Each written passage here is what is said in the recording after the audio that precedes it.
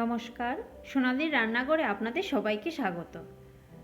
আম খেতে কিন্তু আমরা বাচ্চা থেকে বড় সকলেই ভীষণই পছন্দ করি। আজকে আমি আপনাদের সাথে শেয়ার করব খুব কম সময়ে মাত্র 3টি উপকরণ দিয়ে অসাধারণ স্বাদে ম্যাঙ্গো জুস রেসিপি।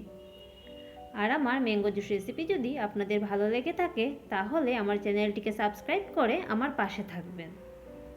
তাহলে চলুন দেখে নেওয়া যাক আমার আজকের এই রেসিপিটি। ম্যাঙ্গো জুস বানাবার জন্য আমি এখানে দুটো পাকা আম ভালো করে ধুয়ে নিয়েছি। এবার এগুলোর খোসা ছাড়িয়ে ছোটো ছোটো টুকরো করে কেটে নেব। আমি আমগুলোকে ছোটো ছোটো টুকরো করে কেটে নিয়েছি। এখন একটা মিক্সিং জার নিয়ে এর মধ্যে দিয়ে দেব ছোটো ছোটো টুকরো করে কেটে নেওয়া আম, 1 টেবিল চামচ চিনি।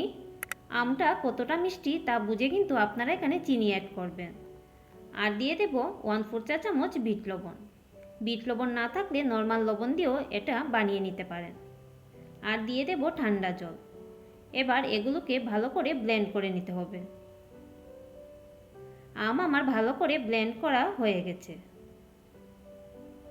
আপনাদের যদি মনে হয় আমের জুসটা বেশি ঘন হয়ে গেছে তাহলে জুসটা কতটা পাতলা করবেন তা বুঝে ঠান্ডা জল অ্যাড করে দেবেন।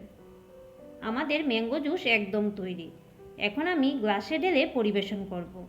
এর জন্য গ্লাসে প্রথমে আমি দিয়ে দেব 2 টুকরো করে বরফ আর দিয়ে দেব ম্যাঙ্গো জুস।